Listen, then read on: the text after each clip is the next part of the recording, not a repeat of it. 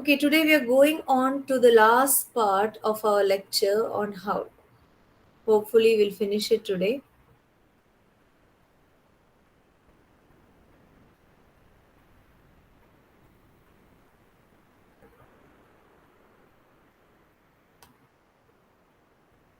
Screen.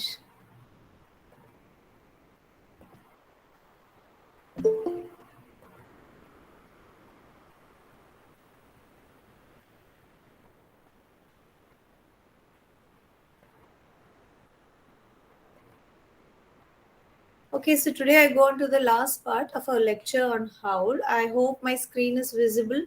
Can somebody unmute and tell me?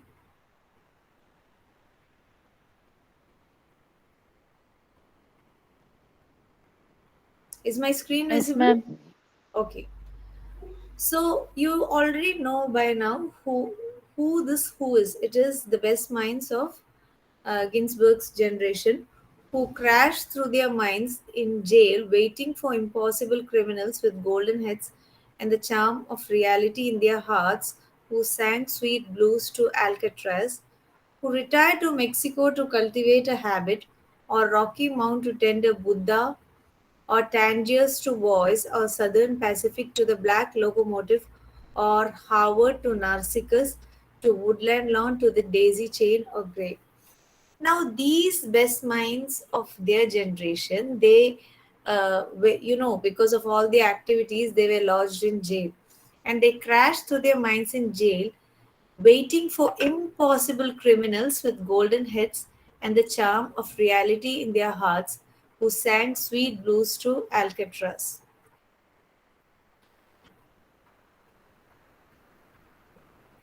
Now, these best minds of their generation, some of them went to jail and they hope to meet criminals with golden heads. Golden heads, by golden heads, they mean the halos. I told you the kind. It's like a kind. They expect some kind of visionary experience, like the halos surrounding the heads of angels in older paintings, and these criminals would actually wish for or pine for the famous Alcatraz prison by singing blues songs. So, blues songs are songs filled with a lot of pain.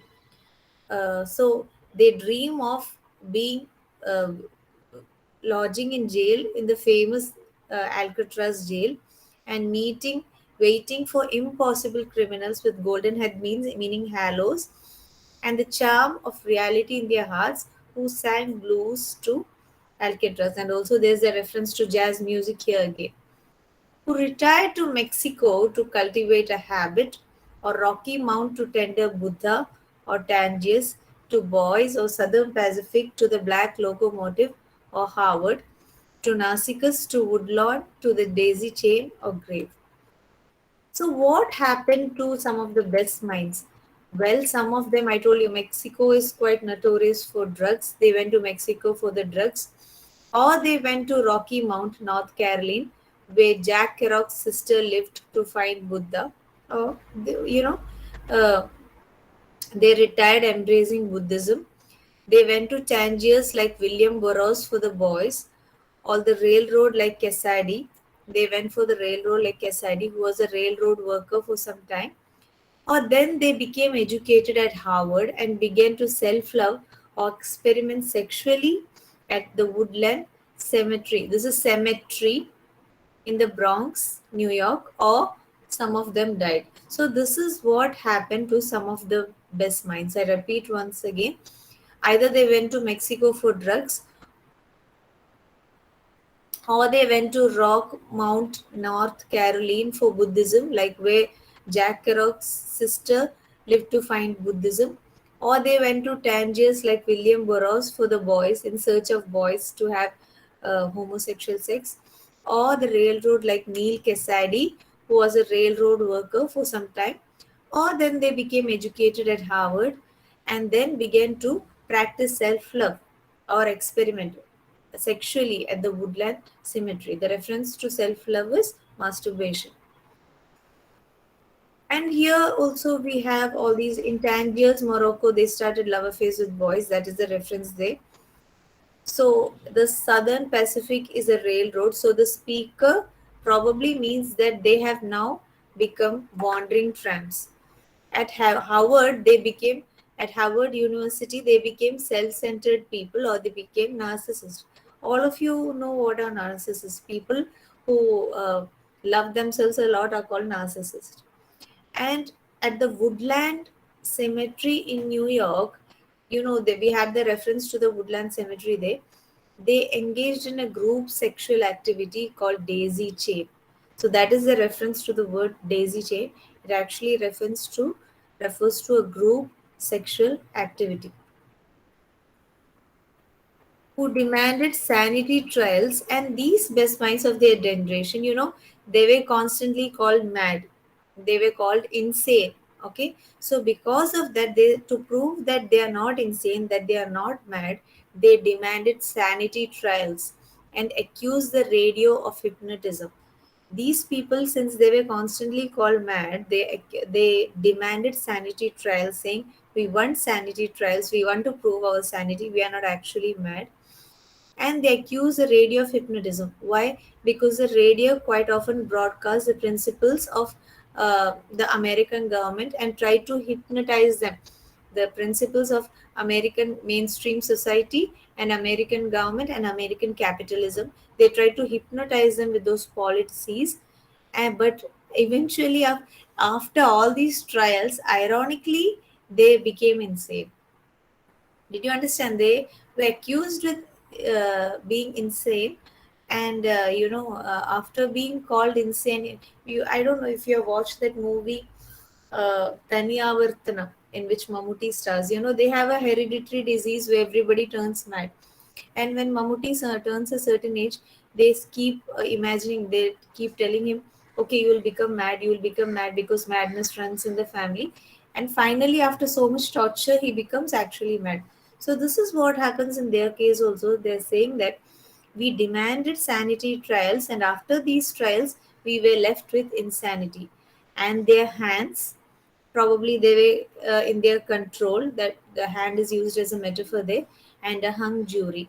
Now after their trial, or the jury itself became a hung jury, because they could not take a proper decision in this regard, whether they were mad or not, because after the trial they became actually mad. So the jury itself it turned out to be a hung jury, because the jury could not take a proper decision in this regard.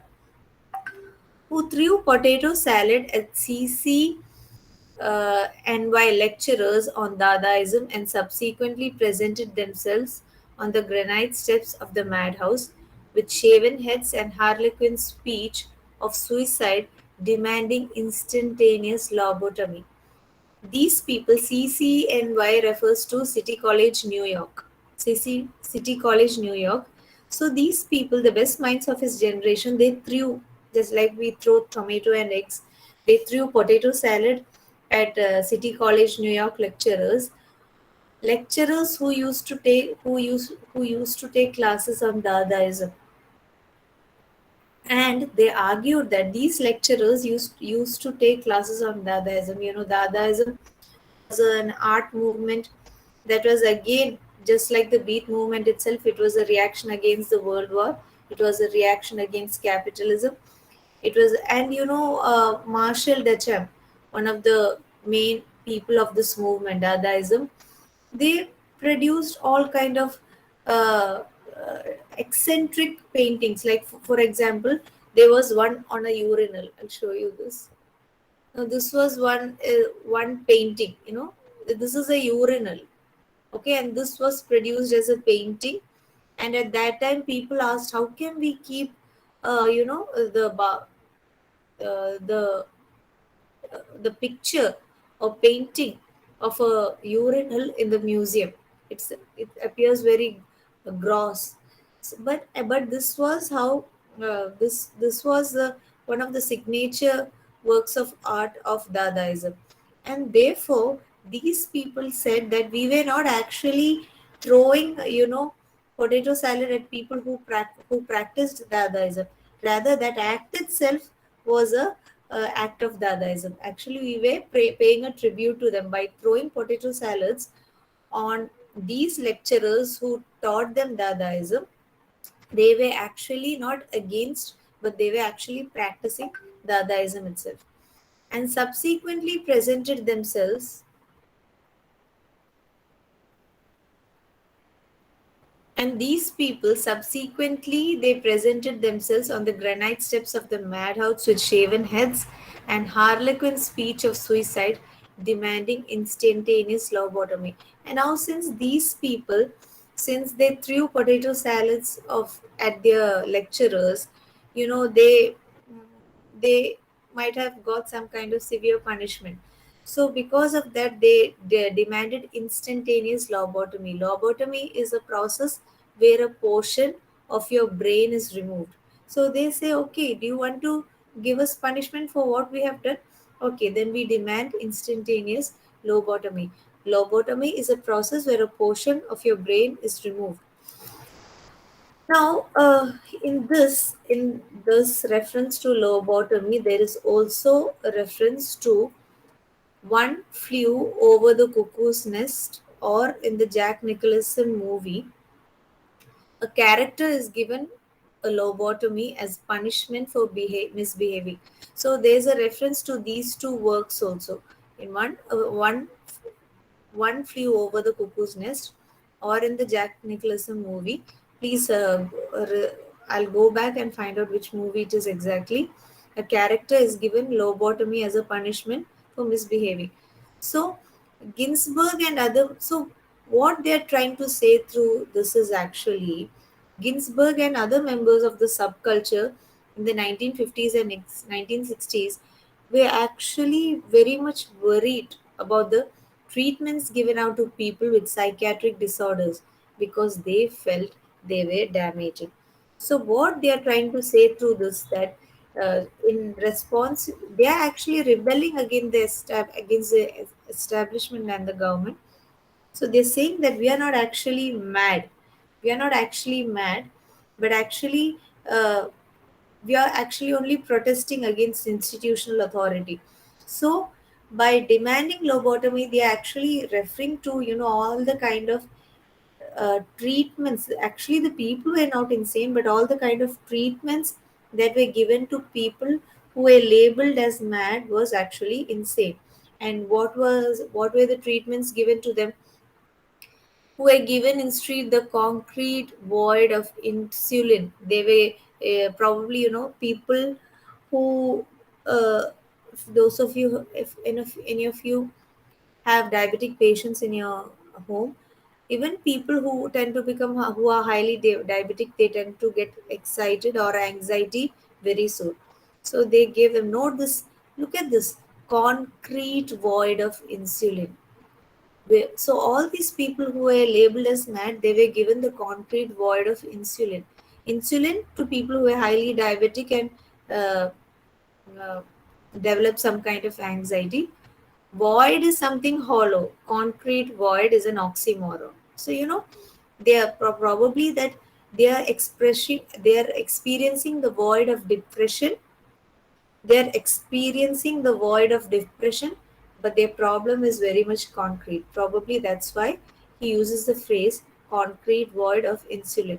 And again, metrosol, it is another drug.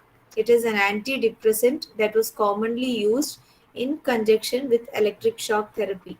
Electric shock therapy that you might have seen in movies like Talavattam, giving electric shock. So, this is a drug that is used while giving patients electric shock. So they were instead given the concrete void of insulin, metrosol, electricity, hydrotherapy, psychotherapy, occupational therapy, ping pong, and amnesia. All these are treatments given to mad people. So uh, Allen Ginsberg is trying to say that this is not the right. The people who were mad firstly they were wrongly labeled mad, and even if they were mad. He is actually protesting against the various treatments given to them. All these are different kinds of therapy, and look at this ping pong. I have actually read somewhere that people who have who are suffering from severe stress or depression, they are sometimes given, exercises like to play cards or to play ping pong, so that can, relieve them of their stress or their depression. Probably that is a reference to ping pong here. Hue in humor. Yeah, I don't know if you've seen. There's a kind of app also where people they where they make use of a ball and it is used to relieve stress. So all these are exercises to actually relieve stress or depression. Who in humorless protest overturned only one symbolic ping pong table, Presley briefly in Catatonia. And these people, are protesting. They were protesting, and though, and in one of their protests, they overturned a ping pong table, like a table tennis table. There was a ping pong table. Overturned it, and of course, to the onlookers, it was humorless. They did not find any kind of humor in it, and who in humorless protest overturned only one symbolic ping pong table. That was our way of protesting, and you cannot label as uh, madness. And wrestling briefly in catatonia. Catatonia is also a kind of insanity like schizophrenia. Uh, so returning years later, truly bald, and after all these, they were not actually mad. They were actually protesting against this American establishment, mainstream society, institutional authority, and they were called mad. And after being deemed mad, after protesting so much, and they found there no proper reaction, they actually turned mad. And they were some of them were had actually turned insane. Some of them were labeled insane and they were put in mental asylums. They spent some of their time in their mental hospitals, and they returned years later after these mental hospitals, truly bald. After all these treatments, they are bald. Just like after cancer treatment, they returned after truly bald, except for a wig of blood. There is nothing but a wig of blood, showing the intense trauma that they had overcome, and tears and fingers to the visible madman doom of the wards of the mad towns of the East. And these people were actually labeled as mad, and finally, when they came out from the mental asylum or the mental hospital, they were bald except for a wig of blood and tears and fingers. But the people who were visibly mad were outside. The people who were not mad were put inside the prisons, and the visible madman doom of the wards of the mad and wards of the mad towns of the east. These people in the east were actually mad, and they were walking out free. And the ones who were not mad were actually put in mental hospitals. And what are the different mental hospitals that he went to?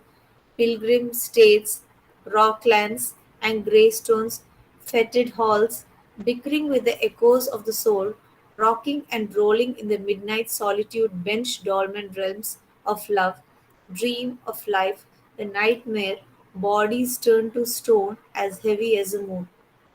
Now, there are three reference to three mental hospitals here: Pilgrim States, Rocklands, and Greystones. This line describes the disgusting or fetid halls. Fetid means, when there is a strong, unpleasant smell. So the halls of these mental hospitals, they gave out a strong, unpleasant smell of three psychiatric institutions. They gave out the smell of three psychiatric institutions: Pilgrim State Hospital, where Ginsburg's mother passed away. That was a hospital where Ginsburg's mother passed away. Rockland State Hospital, where Ginsburg and Carl Solomon met.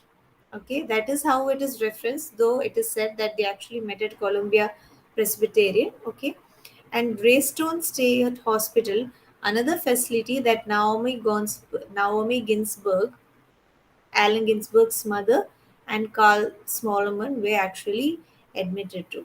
So remember, this whole poem, it was inspired by Naomi Ginsburg, Allen Ginsberg's mother, and Carl Solomon, his friend. And this poem is dedicated to Carl Solomon. That is why it is called Howl for Carl Solomon. So don't forget that. And I've already told you one of the important themes motives in this poem is madness. So that is why we find the recurring theme of madness, and it was also inspired by two people who were admitted in mental hospitals. So these he's referring to all these where hospitals where he and his near and dear ones were admitted. The Pilgrim States, the Rocklands, the Greystones, its fetid halls, bickering with the echoes of the soul. So bickering, the complaints of the soul. You know, they have nobody to speak to, and sometimes they are in the utter states of sanity, or as people call it, insanity. They had no one to speak to but only their soul. So you know, the complaints of the soul, the bickerings of the and the echoes of the soul are resonating in the hospital room, and they are rocking and rolling. Rock and roll is a kind of music, but here നമുക്ക് രാത്രി ഉറക്കം വരാതെ ഞങ്ങൾ ബെഡിൽ ഇങ്ങനെ കിടന്നു മറിയും. ആ റോക്ക് ആൻഡ് റോളിംഗ് ആണ് ഇവിടെ ഉദ്ദേശിക്കുന്നത്. So they are speaking about the rocking and rolling in the sleeplessness of the night, the rocking and rolling in the midnight solitude when you're being alone on the benches of the mental hospital, dolmen realms of love. Dolmen is actually a kind of megalithic tomb. It is not tomb but tomb. This kind of tomb, mm, I'll show you the picture. So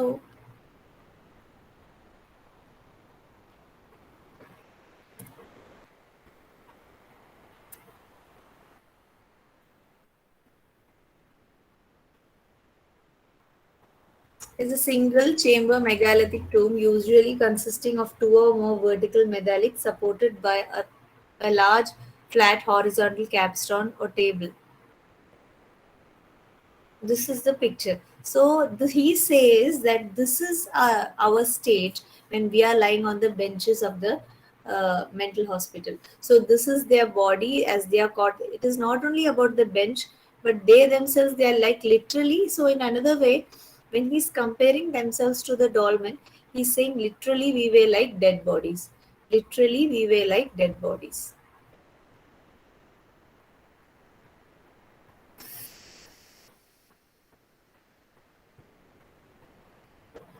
So in this midnight solitude, they're feeling so lonely that they have only their souls to talk to. And on their bench, they are like dolmen. They themselves have become tombs by themselves. They have become dead bodies. They are having a vegetative existence. Their intellect or mind is no longer respected. Only their body exists now. Dream of life of Dream of life a nightmare. The very idea of life becomes a nightmare. Just imagine when you're suffering from some severe kind of disease, or your existence becomes such a curse that the dream of life itself becomes a nightmare. The very idea of living becomes a nightmare. Bodies turn to stone as heavy as the moon. The bodies, because of their vegetative existence, because they no longer have any feeling, the bodies have been turned to stone as heavy as a moon. Moon, again, I tell you, is a symbol of lunacy or uh, madness. And with mother, finally, you have some stars there that looks like the F word. I don't know. But mother finally dash. And the last fantastic book flung out of the tenement window. So, in that state of madness, insanity, they have lost out all traces of hope. Our last trace of our intellect, our last book is thrown out of the window. The last door is closed at 4 a.m. and the last telephone slammed at the wall. In telephone, when do we slam telephones? When we get angry at someone. At the wall means Wall Street, the very insignia of capitalism, the very insignia of capitalism. So they have lost hope. They have probably they have stopped protesting even against capitalism. The last telephone slammed at the wall in reply, and the last furnished room emptied down to the last piece of mental furniture. So that room, you know. Since they are They are living, since living loses its utility, since life loses its utility, they don't need any kind of furniture also. The last furniture in the room also, it gets reduced to the furniture in the room also gets last reduced to last one mental furniture, a piece of furniture, a yellow paper rose twisted on a wire hanger in the closet. A yellow rose is symbolic of, red rose is symbolic of romantic love. That's why we have so many red roses going out on Valentine's Day. A yellow rose is generally for the ones who are very near and dear to you. So all his loved ones, his family, all his loved ones, they seem to lose. Uh, they become now immaterial, and he begins to lose touch with them. That is why the yellow rose is now a yellow paper rose, twisted on a wire hanger in the closet. And even that imaginary, nothing but a hopeful little bit of hallucination. So you can see that it is twice removed from reality. There's a rose that itself is a yellow there's a yellow rose that itself is a paper rose, and even that is imaginary, nothing but with a hopeful. ആ yellow rose ആകെ തരുന്നത് ഒരു trace ഹോപ്പാണ്, in trace of being a paper rose and again being a figment of imagination. And he finally exclaims, "Ah, Carl, while you are not safe, I am not safe, and now you're really in the total animal soup of time." Saying, "Ah," he's addressing Carl Solomon, "if you're not safe, if you're put in a madhouse, then I am also not safe. I also may be put any time into a madhouse, and now you're really in the total animal soup of time. Now you're living in time, but you're only in an animal like state. You're living a kind of animal existence. Your intellect is not respected, your mind is not respected, only your bodily functions are acknowledged, and that is why you're in the total animal soup of time." And who therefore ran through the icy streets, obsessed with the sudden flash of the alchemy of the use of the ellipse, the catalog, the meter, and the vibrating plate. Now look at here. Look at this, the ellipse, the catalog, the meter, the vibrating plate. All these are devices of poetry. And therefore, those who ran, because they was there any point in protesting? Now how do some people become writers? Sometimes, if you have any personal problems, sometimes you write and finish it off. That is why Kamala Das said, uh, if I were a happy person, I would have not become a writer. It is because she said that she translated that into poetry and she became famous as a writer. Also, some of these people protest through writing itself. So because they could not protest in real life, they tried to change their protest into verses and write poetry. And what is the best proof of that? This poem Howl itself. And therefore they ran through the icy streets, obsessed with the sudden flash of alchemy of the use of the ellipse, the catalog, the meter, and the vibrating plate. So here, ellipse, catalog, and meter all refer to poetic techniques. And please note the reference to alchemy there. Alchemy is the science of turning base elements to gold. So just like, through alchemy, base elements are turned into gold. I will turn all these all these things that are disturbing me. I will pen them in poetry and turn this poetry to gold. So that is the reference there. And catalog also, is a list of things. But it is one of the most important techniques in Howl, because there are in Howl also, called it, if you remember at the beginning of the class, I called it a laundry list. It is a list of complaints. It's a catalog of complaints. So this also, Ginsberg, has I told you, Ginsberg gets his long line from Walt Whitman. So Ginsberg models this idea of catalog also after Walt Whitman, whom whom he took as his one of his role models in poetry. So they this is the idea. Okay, if we cannot protest in real life, at least we protest through poetry and try to turn our words into gold, so the next generation will hold on to them. Who dreamt and made incarnate gaps in time and space through images juxtaposed, and trapped the archangel of the soul between two visual images, and joined the elemental verbs and set the noun and dash of consciousness together, jumping with the sensation of pater omnipotence aeterna deus. So these, uh, I told you one of the features of the beat poetry was to use juxtapositions. That is also a feature of surrealism. They were influenced by surrealism. Using personal iconography, you just രണ്ട് images എടുത്തിട്ട് taking two images, you juxtapose themselves together. And when you juxtapose two images, what happens? You make gaps in time and space. You can say a lot by juxtaposing two images together. You can may say a lot of things. Like in the beginning I told you, while through mind traveling, they actually make time stand still. These people actually make time stand still. So through poetic techniques, they can also create gaps in time and space through juxtapositions of various images. And they trap the archangel of the soul. And Chalasamyata, what the soul cannot convey, it can be conveyed through images. This is why T.S. Eliot talks about the technique of objective correlative. What is objective correlative? Sometimes a string of images or symbols are produced so to produce a kind of emotion. For example, the sleepwalking scene in Hamlet, sorry, Macbeth.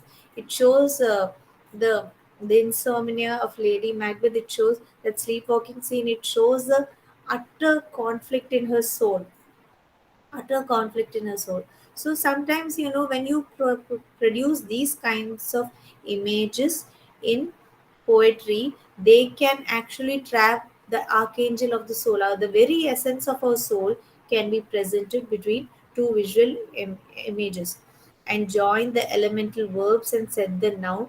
The language, by talking about elemental verbs and set the noun and dash of consciousness, they are saying that our soul of the language of our soul can actually be communicated through poetry.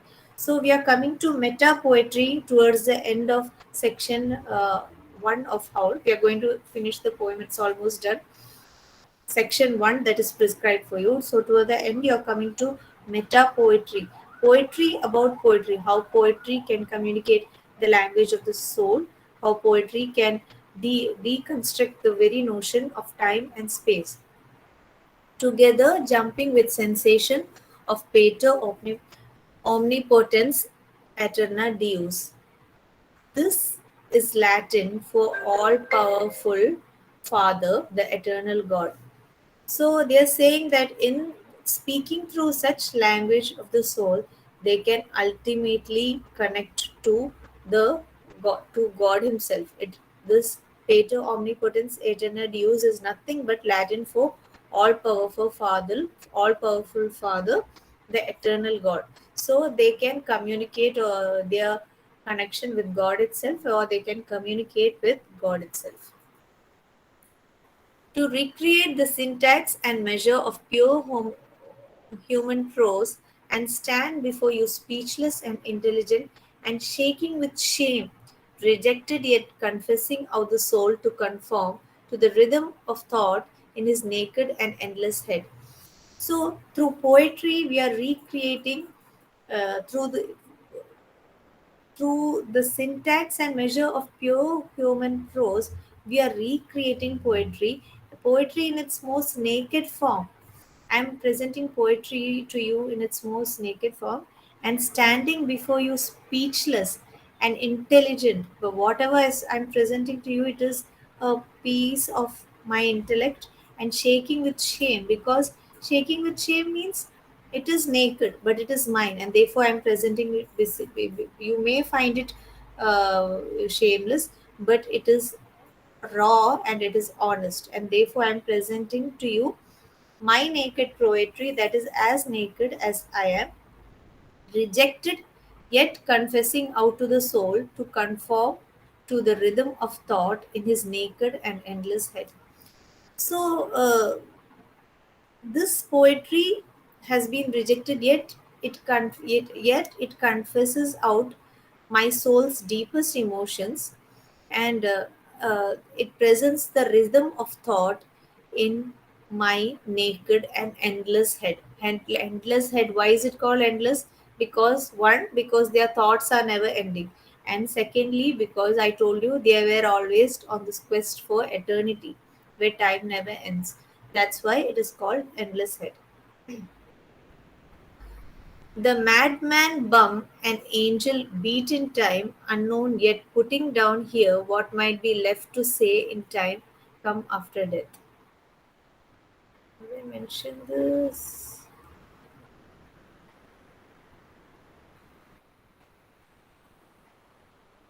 Okay, so he here in this particular line he's talking about afterlife, what might happen after they die.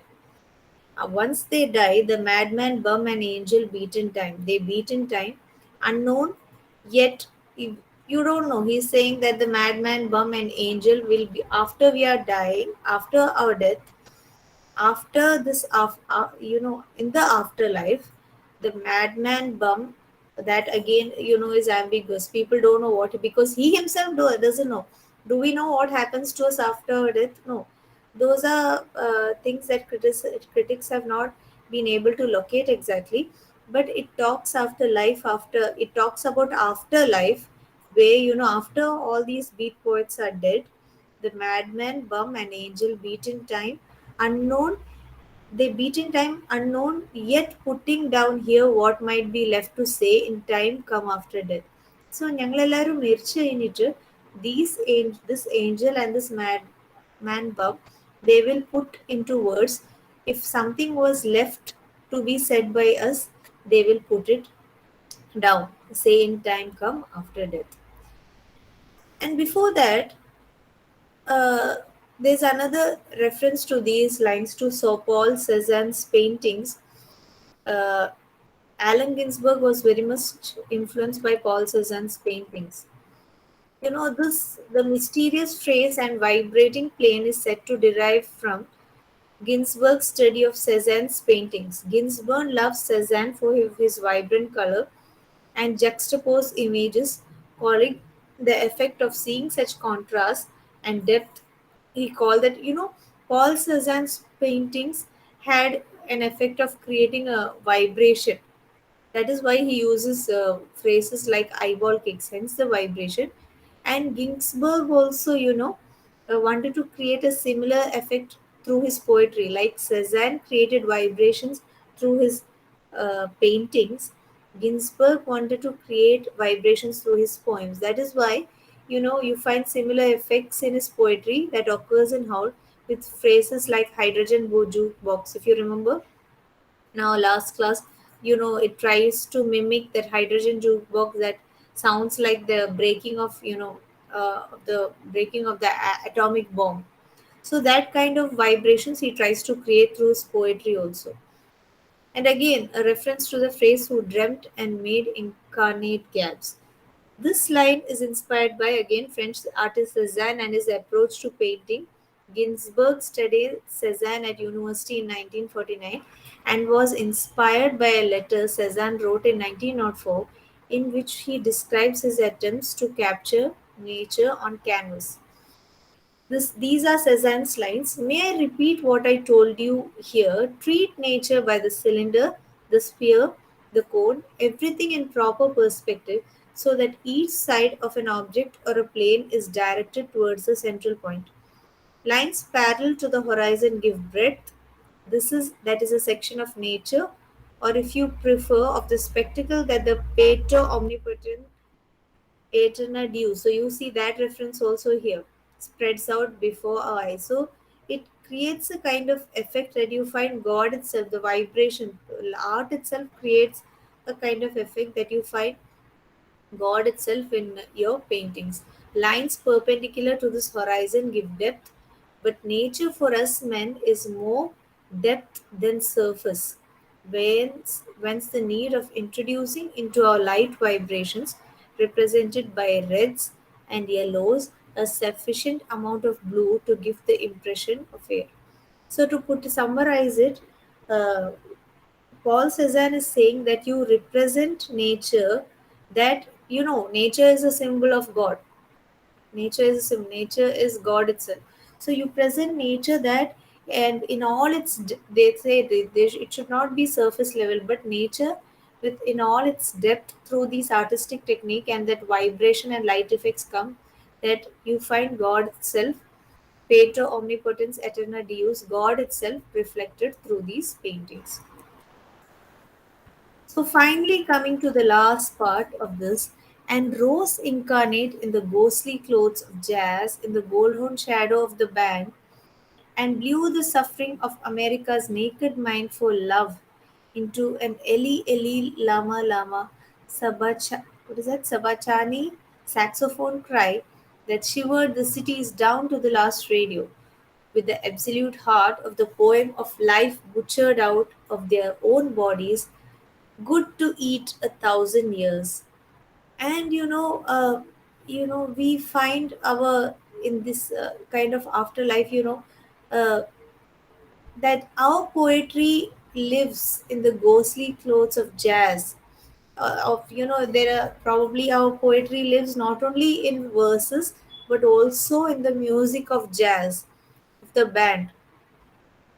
So our poetry acts as a solution to the sufferings of America, and also the may rose incarnate, reincarnate. May the music of jazz also bloom and provide some kind of suffering, blow away the suffering of America's naked mind for love. So, as I've already told you in the previous lines, let our poetry be some kind of comfort to all. Plus, let music also, let the rose reincarnate itself in music, in the ghostly clothes of jazz. Even in our afterlife, uh, even after we pass away, let people find some kind of comfort in the ghostly clothes of jazz, in jazz music, and let it blow away the suffering of America's naked mind for love into an Eli Lama Lama Sabachatani. What is that? Solomon and all the beats had the same question that Jesus Christ had suffered as he suffered on the cross at the point of death. Eli Eli Lama Sabachthani, translated as my God, why have you forsaken me? So just like Jesus Christ asked on that is the meaning of these lines. Just like Jesus Christ asked on the cross, my God, why have you forsaken me? Carl Solomon and all the other beat poets also has the same question. That is the second line of Psalms 22 in the Old Testament. So, what is the similarity to the What is the point of similarity there? So, into an Eli Eli Lama Sabatani saxophone cry that shivers the city down to the last radio, with the absolute heart of a poem of life butchered out of their own bodies, good to eat 1,000 years. So just like Christ was forsaken, we also as the beat poets also, because they find the terrible they feel they are crucified at the heart of the American establishment, and they ask God, oh God, just like Jesus Christ, there's a parallel in Jesus Christ being crucified. Oh my God, why have you forsaken me? And through that, and they say that through the poem, this cry, it comes like a saxophone cry, that it reverberates and reverberates, and that is why the city, when the cry reverberates, the cities shiver down to the last radio. It is like a radio broadcast. That cry itself becomes a radio broadcast when the beats up. It is a howl. I told you it is a howl. It is a complaint. Oh my God, why have you forsaken us? So just like Jesus Christ, do you find a parallel cry? So how will they attain their salvation, and how do they attain their salvation? It is through poetry, as I have already told you. It is through poetry, where the absolute heart of the poem of life, the poem, this poem itself is an example where the poem of life is butchered out of our own bodies. In one of the lines I had told you, their mind their mind is poured onto the footpaths, to the pavements. Their intellect is poured out, means their mind is poured out onto the pavements, and it becomes flesh for other people.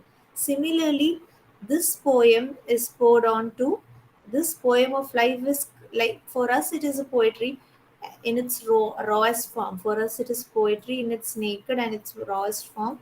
It is our mind in our naked and rawest form, and therefore it may look like a piece of meat to you that is butchered out of body.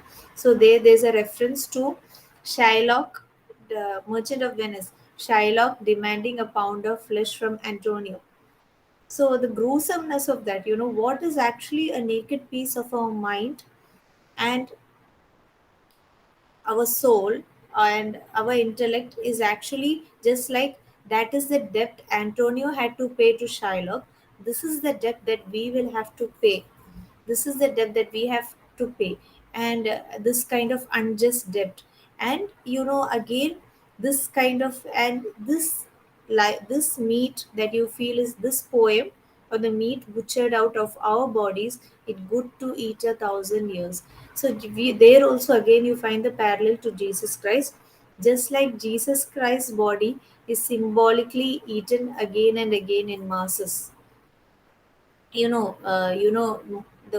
The symbol of the ritual of mass, where symbolically you eat Jesus Christ's body. This poem that is actually a, a piece of us in its rawest and naked form. It appears to you like a piece of meat. You can butcher it and you can eat it, and like people consume the body of Jesus Christ again and again. Probably when you consume this poem or this piece of meat again and again, may it give you and us some kind of salvation. And this is how the poem ends.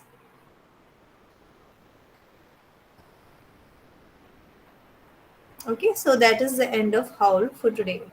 So for today, we have finished the poem.